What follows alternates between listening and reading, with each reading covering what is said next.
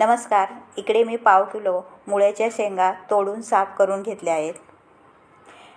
कढईमध्ये पाणी गरम करून त्यामध्ये हळद मीठ घालून पाणी उकळवून तोडून ठेवलेल्या शेंगा घालूया. 2 मिनटं उकळवून त्या बाजूला काढून घेऊया. यामुळे शेंगांना उग्र वास येत नाही.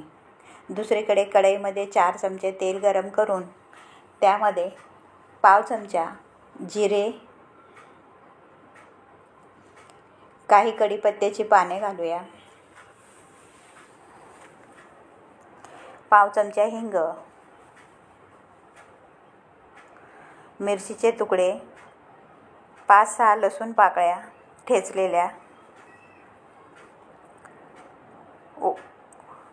पाव चमचा हळद, अर्धा चमचा लाल तिखट, उकळवून ठेवलेल्या शेंगा घालून 2 मिनटं ह्या तेलावर परतून घेऊया.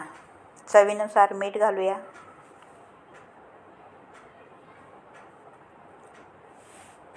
तेलावर परतून घेतल्यानंतर यामध्ये पाव कप आपण शेंगदाण्याचे कूट घालूया.